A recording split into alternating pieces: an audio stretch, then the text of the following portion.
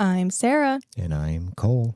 And you're listening to Borrowed Bones, a podcast about fucked up, interesting, and toxic families. Mm-hmm.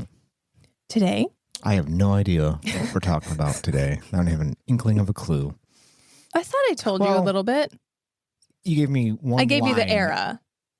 Yeah, that was it. But I don't know the subject. You didn't give me any names or anything. So we are talking about the Weems family. Weems. W-E-E-M-S? Yes. Not familiar. I was not either. Okay. But their story is kind of familiar. So I think, yes. I'll know the story, but not the names. I think so, okay. Yeah. We are in antebellum America. Okay. Around the 1850s. Okay. Antebellum. Mm-hmm. I do like that word. I like the word. It's a pretty word. But the era. When there's that, when Lady Antebellum. They're Lady A now. Yeah. When their name should have been Lady Anti-BLM. I hate to admit, but I do like a few of their songs. I do. I know when I first heard of them, 10 years when they came out. It's not my genre, so. Right. But it's like, why would anyone choose that as a name? Like, that's a statement. That's a dog whistle in and of itself. The good old days, when we could own people. That's what you're saying. You're romanticizing a horrible era. Yeah. Just like romanticize 1870 forward, Like you don't have to be so specific. Like you specifically. Anyway, we're going on Anyway, back to the subject. The Weems family. The Weems family. Yes, we are in antebellum where? I will tell you. Okay. March 1st, 1829. Oh, okay. John Weems and Arabella Talbot get married at St. Mary's Catholic Church in Rockville, Maryland. Okay. This union was unique because Arabella was a slave. Mm-hmm. And Maryland's a slave state. Mm-hmm. And not many enslaved people were allowed a proper Christian marriage. Was Weems not a slave? He was a free man. Oh, so a free man marries at the time a slave. Mm-hmm. Okay. They were both allowed to do it in a Catholic church as well, which is like another whoa, how'd this happen? With her owner's permission then? Okay. Mm-hmm. John was born a slave, and he bought his freedom from his owner, Adam Robb. That's the owner's name. Okay. I hate first names that are both the first and last name. So we're going to call him Robb. Okay. Robb is Arabella's current owner. Okay. So John bought his freedom from Robb, and Arabella's still under Robb. Gotcha. They probably said the same master at some point. That's probably how they knew each other. Okay, gotcha. Robb and John had a deal. John would pay Robb every month to keep his family, his wife, everyone together, because now time has moved forward and they have 9 children. Okay. Okay, so now we're in 40s, 50s, 1840s, 1850s. They would eventually have 10 children, 6 boys and 4 girls. And I'd like to say their names here because it's not very often we know names of slaves. I don't like saying slaves, but that's the truth though. It's ugly. So there's no point in sanitizing slavery. It should not be sanitized. You're right. It's horrific and should be depicted in its horrific nature. Yep. And these children were born into slavery. So their names are Mary Jane, Catherine Ann, William Augustus, Thomas Richard, Charles Adam, Anna Maria, Joseph, John Lewis, Sylvester, and Mary. Okay. Mary was not born yet. Okay, yeah. So right now they have 9. At this point, there's 9. Gotcha. I'm not sure of the order. Okay. The fact that we have all their names, great. According to the book, The Shadow on the Household, One Enslaved Family's Incredible Struggle for Freedom by Brian Rice, John was a peaceable, unoffending, industrious citizen. Okay. He always supported his family in comfort and respectability. According to this book as well, Arabella, or as she went by, Ari, was a slave woman of superior culture. She was devout and very well respected from an early age. Mm-hmm. A lot of this little more detailed information I got from excerpts from this book. I didn't read the book. I tried to look for it at my library, the local library, and they didn't have it. And I looked it up online, and I didn't want to buy another book I've been buying a lot of books for this, and I've only been like reading them once. So honestly, in this economy, I can't do it. But I did find a bunch of excerpts and a bunch of reviews. So, did my best. I also, of course, used other sources as well. John and Arabella, they seem to have a pretty decent relationship with their master, Rob. Again, they were able to keep the family together. I mean, Arabella still had her mother there, and like her sister was there too. So it's very interesting that Rob was keeping people together. One of the quote unquote good slave masters, and I'm using that term. Yeah. He's not as bad as he could have been. Kind of. Good for him. He did occasionally allow them to share a home, like once a year with the whole family. They were allowed to stay in one house together. Okay. Like, not a house, but, in Quarters. One room. Yeah. So once a year, he did allow that, which was quite a privilege for slaves. But again, once a year, you're allowed to see your family. Yeah. Thanks. And like you were saying, let's not get it twisted. Owner Rob was not a kind man. Yeah, he could have just freed them all if he was so enlightened. Yes. He could have just recognized how inherently horrible it is and done his small part to rectify it. Yep. Rob came over to the U.S. from Scotland before the Revolutionary War. Wait a minute. No, not before that. His family did. Okay. Sorry. Yeah. I said that and I was like, well, that's not real. Yeah. But yeah, so his family did, and then he must be like second generation or whatever. But yeah. He would end up moving to Rockville, Maryland, where he is now, and he opened a tavern called the Fountain Inn. And it was advertised as a house of entertainment where Rob and his wife promised anything and everything would be given to the travelers and others that stopped by. Okay. It was locally referred to as Rob's Tavern, and it became a community gathering place. He would hold auctions at this tavern. Slave auctions? Okay. Real estate, land, people. Livestock. All whatever. of it. Yeah, all of it. Yeah. According to one of Rob's slaves, his name is Josiah Henson. We have an account that he gave. He was purchased by Rob during one of these auctions. Henson was placed with about 40 others of all ages, colors, conditions, and strangers. That's what he said. Okay. He said that nobody cared for him. He had to fend for himself. Henson soon became ill, and he was just lying on the dirt floor for days. One or two other slaves would find pity on him and give him a little bit of bread or maybe some herring, but he was very feeble, close to death. After a few days, he was sent to his mother, a slave on another plantation a few miles south. Henson got better. His mother cared for him. He just needed someone to care for him, and no one would because you're struggling so hard on your own. So Henson got better, and he did well for himself at this other plantation. He was very capable. He actually ran the farm for many years. And the owner of that plantation and Henson, they struck a deal and said that Henson would be able to buy his freedom along with his family's. But, as we all know, the better worker you are, the more work you get. Yeah. Henson was really good at his job, really well liked by his owner. I almost said boss. And his owner.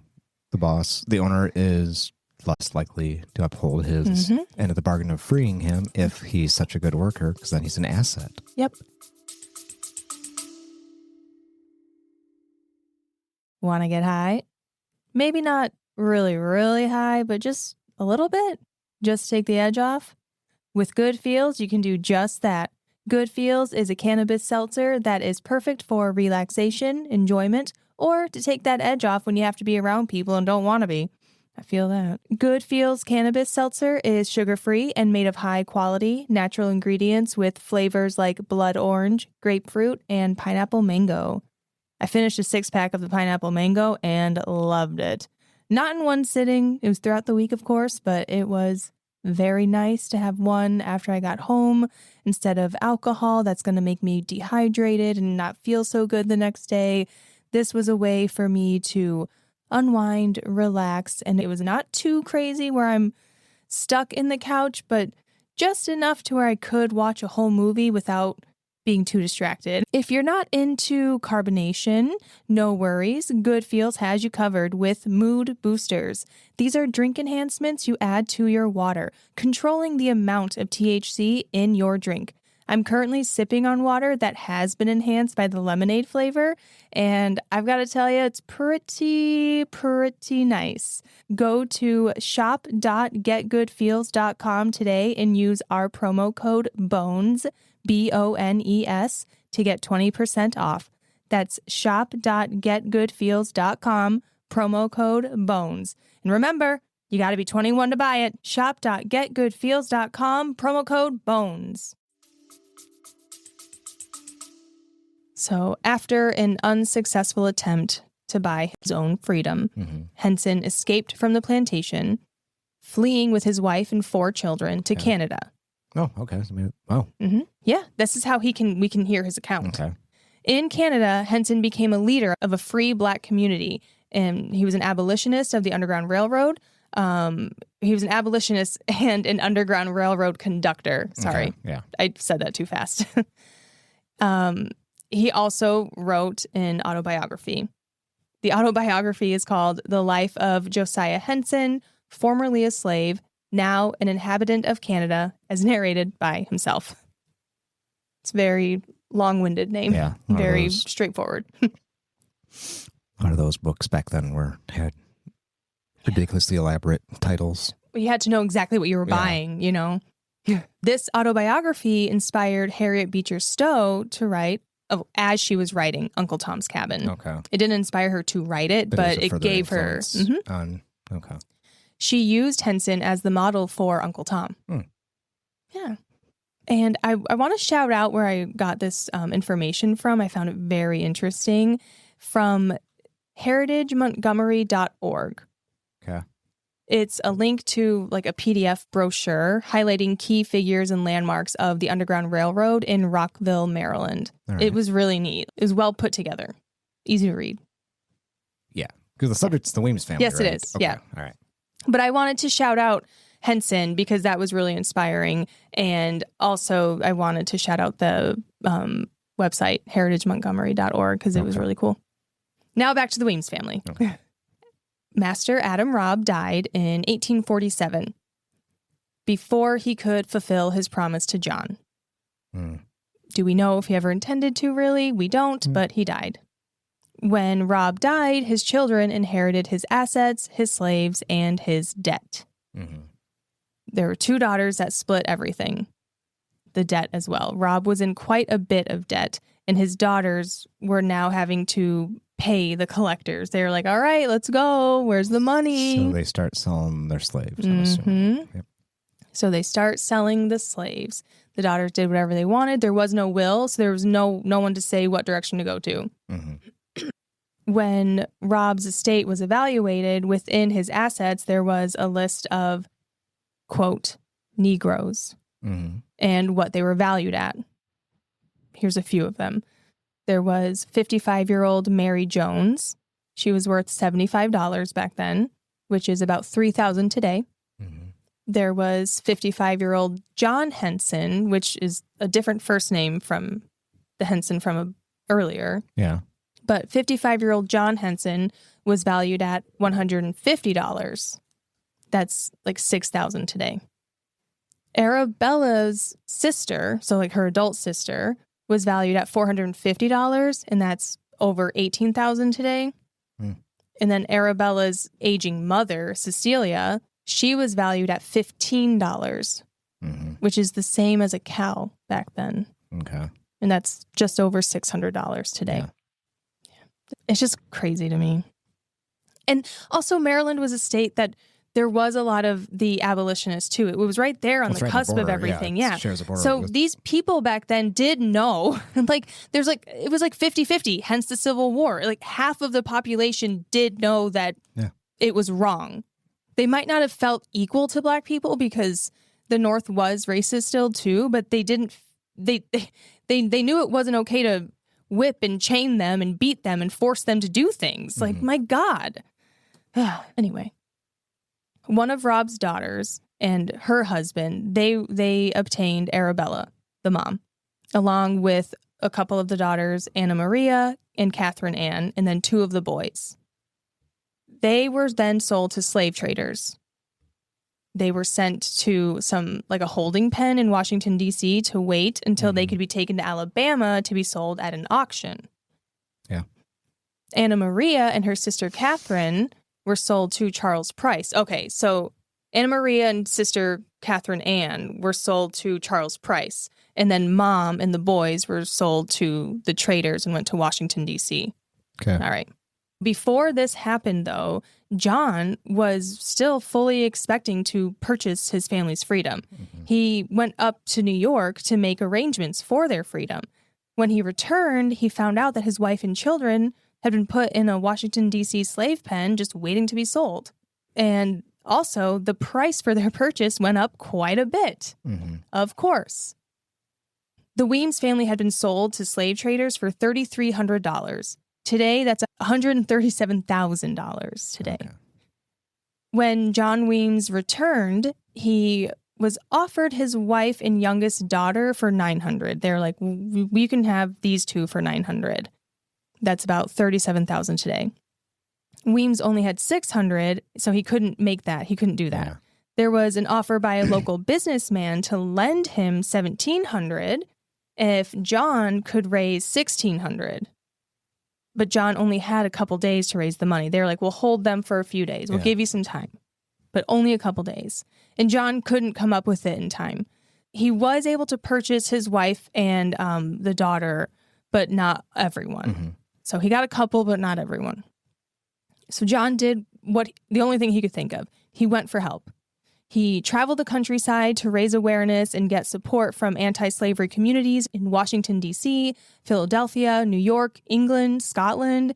He didn't go to England and Scotland, but the connections. Yeah. Through this awareness, the Weems Ransom Fund was created to save up money to buy the Weems' family freedom. Okay. So he's getting organized now. Yeah. Early GoFundMe.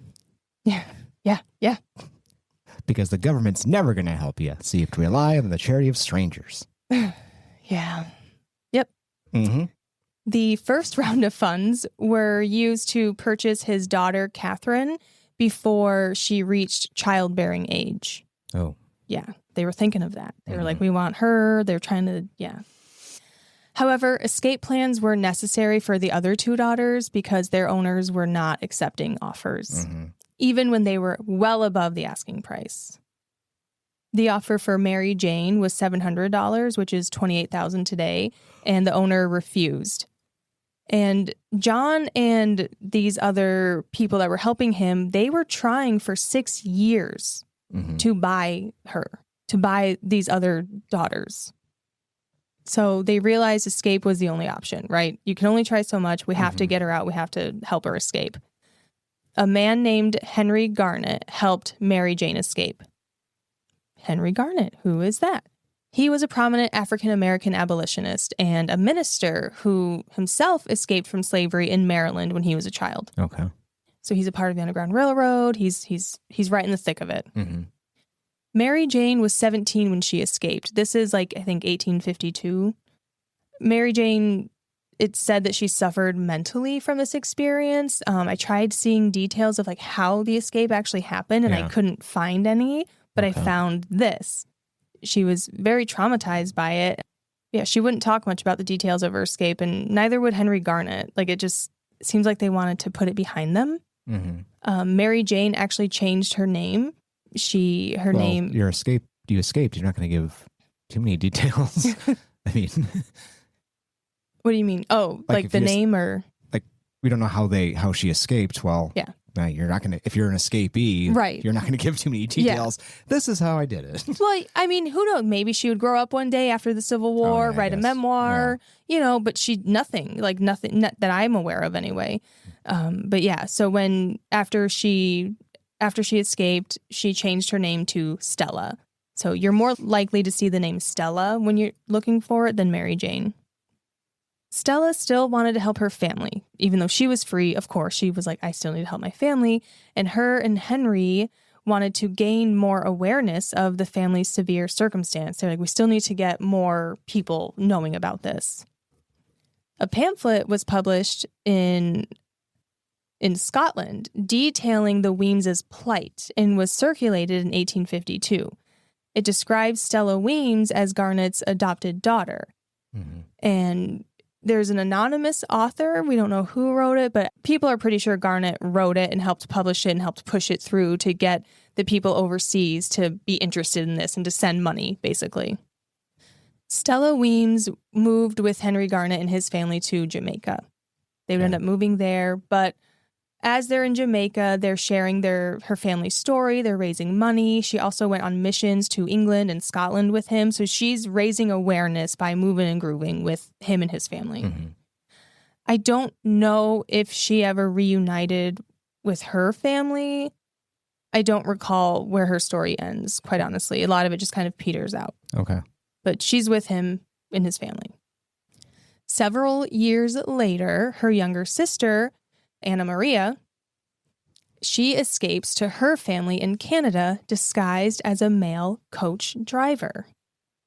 This is the story most people know, is this child specifically. So let's get into Anna's story. Anna's story reminds me of that miniseries, The Good Lord Bird, that we watched about John Brown. Mm-hmm. Because Anna disguises as a different gender in this. Okay. I think it's interesting. Obviously, I think it's just inspired. If you've seen that miniseries, there's...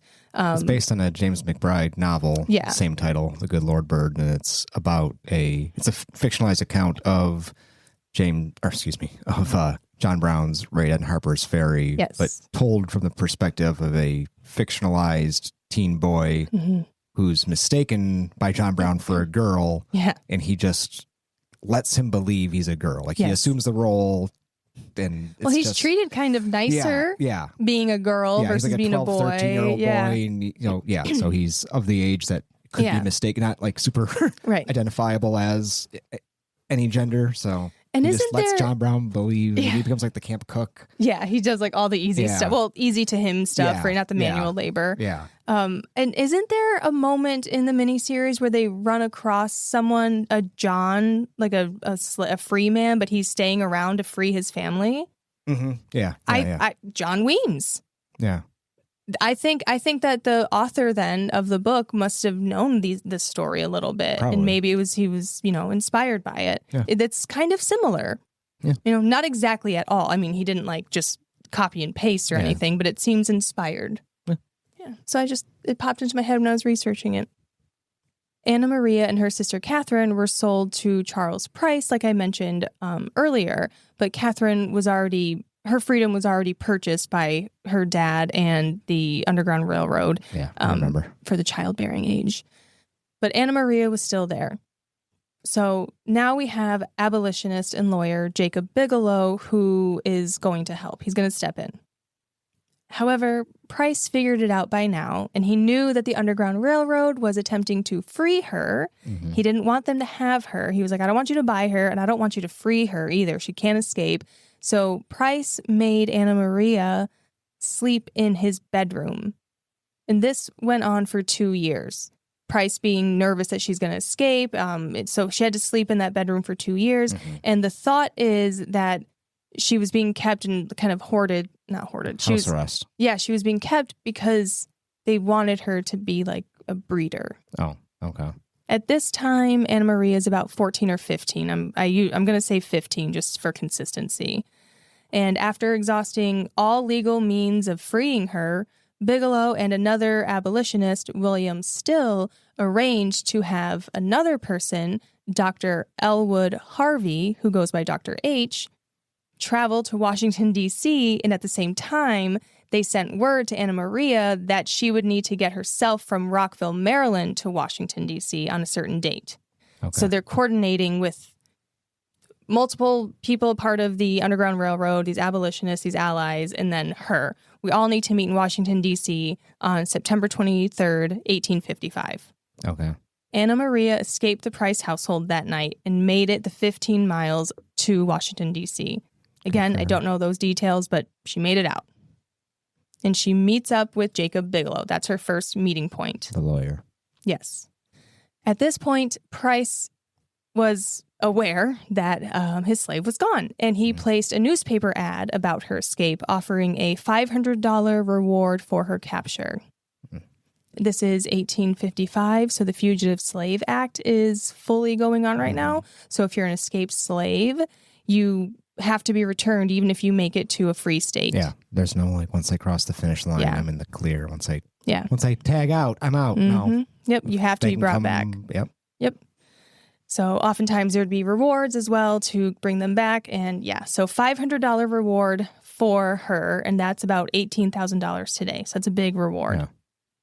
The ad described her as a bright mulatto with some small freckles on her face, slender person, thick suit of hair, inclined to be sandy. Okay. Yeah. Because of this large reward, Anna Maria had to hide in Bigelow's house for 6 weeks. During this time, they created a plan to disguise her as Mr. Joe Wright, a male carriage driver. She wore a driver's uniform, a cap, and a bow tie. She was taught how to walk and act like a young man, so she was able to get the mannerisms down. When things got a little bit quieter, Bigelow's friend, Dr. H, he's a white man, he helped her escape Washington, D.C. So they meet up in front of the White House, which I hope is true. I read it, and I hope that's true. But they met up near or in front of the White House to do the exchange, where then Anna Maria would take the driver's seat, and she would drive out of the city with the white Dr. H in the carriage. Okay. Which is pretty standard. That's not weird, so it's a pretty good cover. However, along the way, they did meet some toll gate operators and some ferry operators who questioned them. Wait, 1850s? What's a toll gate in the 1850s? I mean, there's still toll roads. Oh, were there with horse and... I didn't think of that. I guess I figured that was a pavement-only thing. Yeah. I was like, it can't be a car because it's too... And they mentioned a carriage and a horse. I was like, what is happening here? Yeah, gotta pay the troll toll. I didn't know that. Oh, wow. We are always just... Okay. All right, then. Yeah.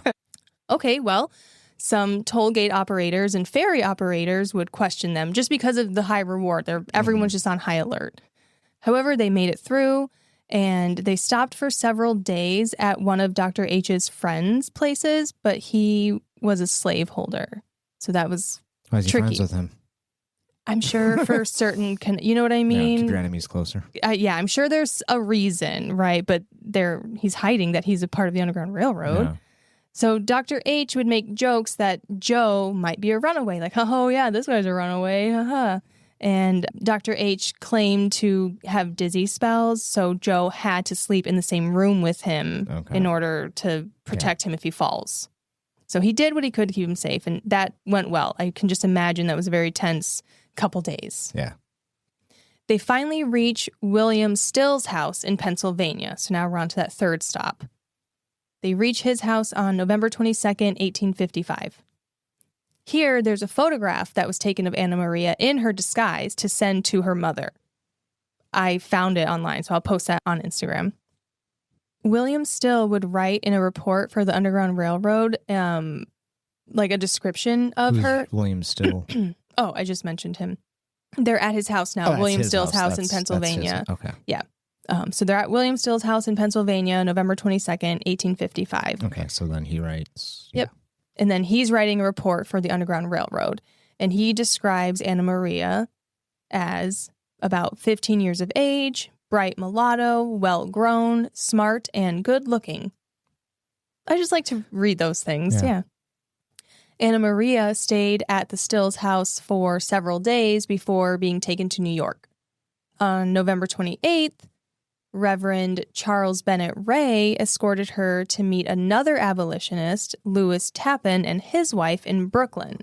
And she stayed with them for several days. And she's trying to get to Canada? She's trying to get to Canada. Okay. Yep. I think there's like an aunt and uncle of hers that are up there. But either way, no matter what, they're trying to get to Canada. Yeah. Yes. Canada. America done right. Yeah. And then next, she was taken to the home of another reverend in Brooklyn. And then he would then take her to Canada by train, traveling through Rochester, New York, and Niagara Falls. All right. So she made it to Canada. I just like to point out all of the stops, all of the organization, how they all had to move in such a coordinated way. Mm-hmm.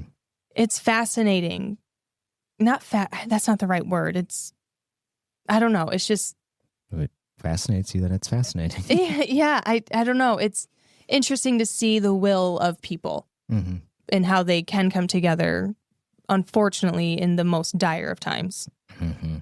I guess I'm seeing like the great ingenuity of human power and working together, but also under such a awful time period. You know what I mean? The minority, like fighting what?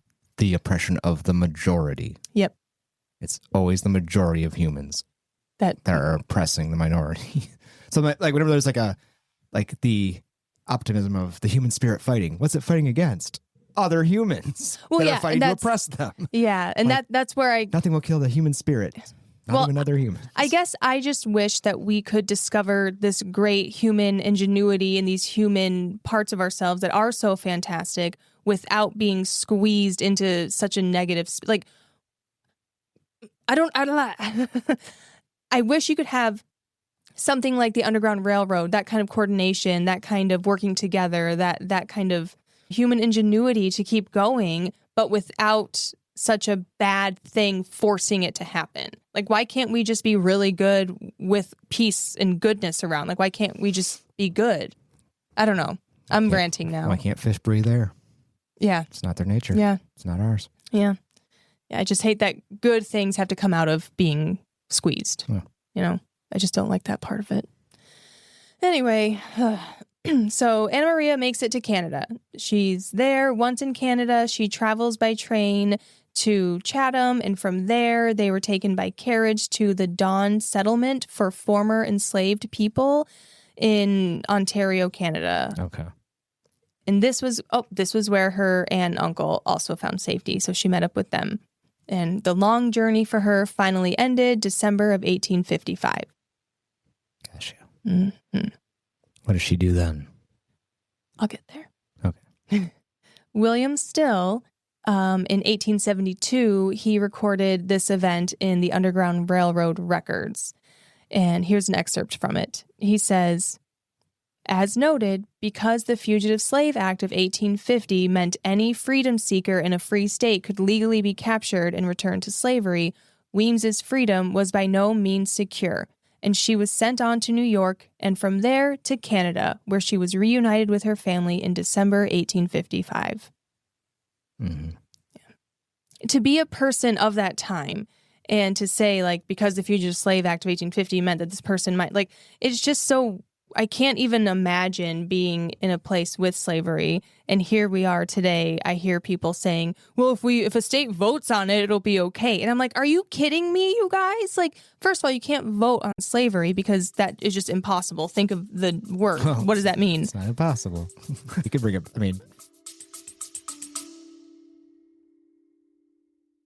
Cole and I love cookies. We are pretty much obsessed. They're always in our house. It's very much a staple, one of the main food groups for us. However, I am not the best cook. I can't bake to save my life. I did discover Molly B's cookies that are shipped right to us. They stay nice, soft, and moist as if they have been baked right in my kitchen. Molly B's cookies are very creative and unique with flavors ranging from triple dip, a triple chocolate chip cookie with sea salt flakes, to their hot mess cookie with mango, white chocolate, and flamin' hot Cheetos. I was not brave enough to get the hot mess, but I did try the triple dip and it was amazing. I personally really like the Molly B's Boba Doodles. These are little bite-sized cookies and they're great for on the go. In these boba doodles, they do have a burst of boba in every little cookie. Check out mollybees.com and grab the treat that's right for you. You can use our promo code BONES, BONES, at checkout and you'll receive 10% off. That's mollybees, MOLLYBZ.com, promo code BONES. Well, no. In today's world, these people that are saying if a state votes on it, then it's okay, which I understand that's what the Civil War was about. But they're saying that, like, everyone must want it then. And I'm like, literally, that's not what it is, because just because the majority of people vote for it doesn't mean that everyone wants it. And they're saying it in a phrase today, like on TikTok, and these podcasters are saying it like, well, if it's voted for, then everyone must want it. And I'm like, well, If you're saying it like that, like every single person must want it. That's an idiotic then you statement. can't. Exactly. It is worth acknowledging. Exactly. I mean, that's beyond the pale of. Yep. These are also the people that are saying the Holocaust wasn't that bad. These are the same people. They're out there, they're real, and it's frustrating. So I'm just saying these things are written down, they're recorded. It is well known that no one wants this. Well, not no one. You're true. I mean, true, not no one, but yeah. Anyway, back to Anna Maria. In Canada, she was educated at the Buxton Mission at the Elgin Settlement. I think Elgin. Okay. Now it is the Buxton National Historic Site and Museum. This settlement that she lived in Canada was one of 4 communities in Canada established for Black people. Okay. The Buxton settlement was a large area of 9,000 acres. It offered education and religious services to its residents, most of whom had been enslaved. So Canada was like, we see people fleeing, and they're like, we'll create a space for them. They can stay here. They're not being kicked out. Wild. Again, Canada, always better than America. Mm-hmm. The land that was given to them was divided into 50-acre farms that people could pay for over the course of 10 years. So Canada's even giving them a little bit of opportunity here. I mean, I don't want to praise Canada too much. I know they have their own issues. I'm not, but you know what I mean. Yeah.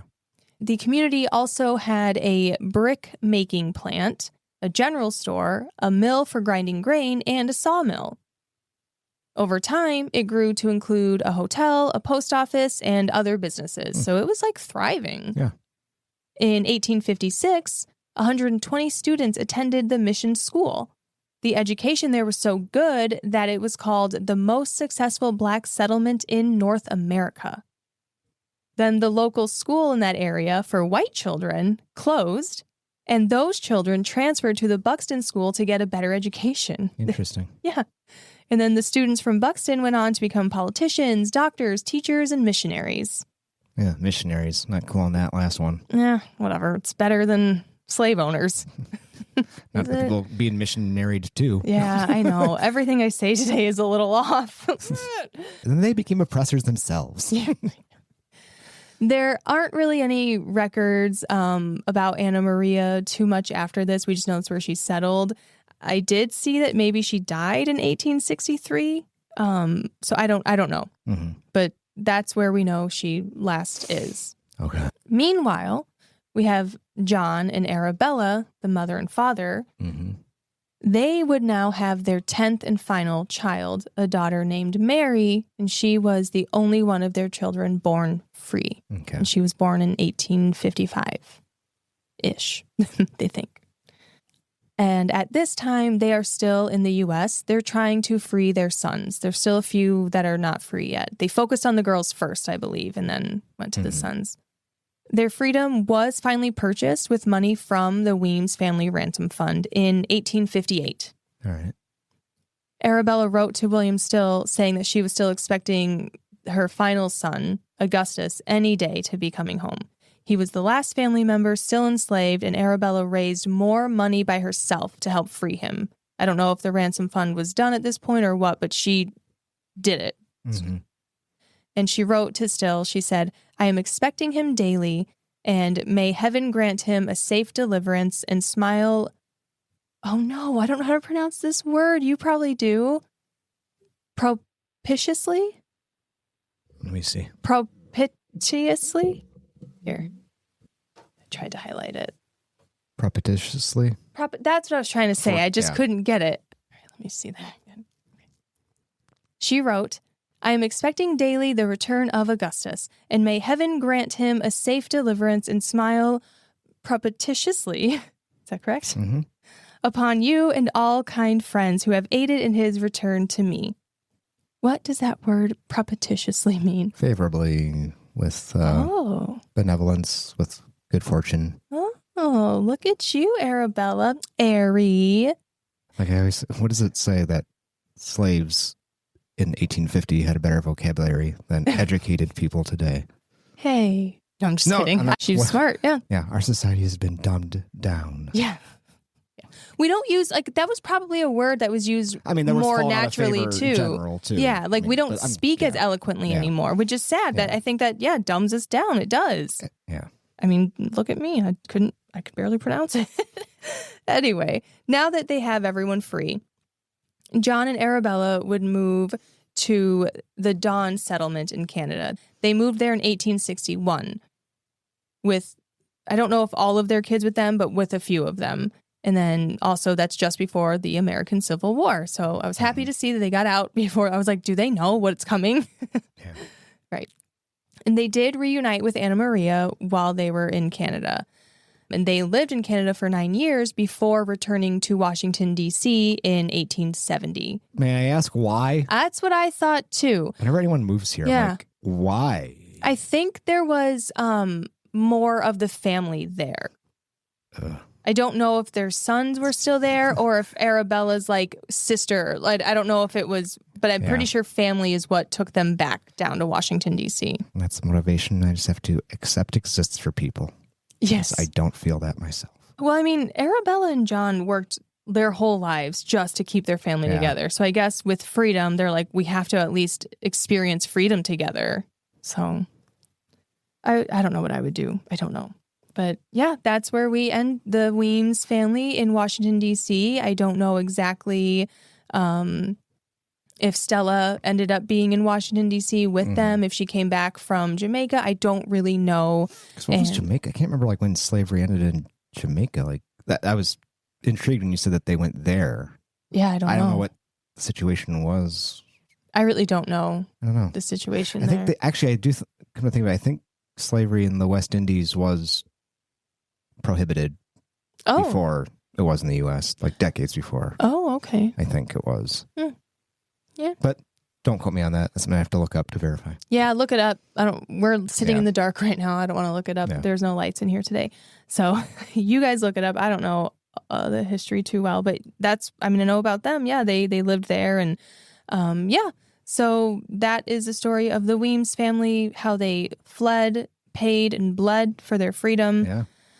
And so they all died free then? Yeah. Okay. Yeah. Yeah. Which I think is great. I mean, I love hearing they those. All lived, I mean, they all would have died after the Civil War ended. Yes. So they would have been free. I don't want to say anyway, but I'm getting at, like, yeah, I know what you mean. Yes, yeah. So would have been free anyway. They just waited. Yeah. But I get what you're saying.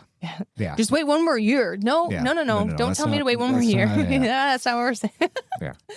I was not familiar with that story. You weren't? I mean, not that obviously I'm aware of, there's untold numbers of. Okay. I thought you would know Anna Maria's story because that's what jogged my memory. I was like, oh, I did hear that story. I didn't know she was like a part of a larger family. I've heard her personal story. Not that I recall. Maybe at some point I've forgotten. Who knows? Yeah. Yeah. Yeah. But yeah, that's the Weems family. I hope that everyone finds success in life and you work hard to get it. Also, I don't know how to transition out of this. Follow us on Instagram, Borrowed Bones Podcast. Thank you. And please rate and review us anywhere you listen. It really, really helps us. If you came this far, you can type in a comment and just say freedom or I don't know, something. John, I don't know. Say something. It'd be funny to see what you say. So yeah. Until next time. Smoke them if you got them. Okay. Bye. Bye.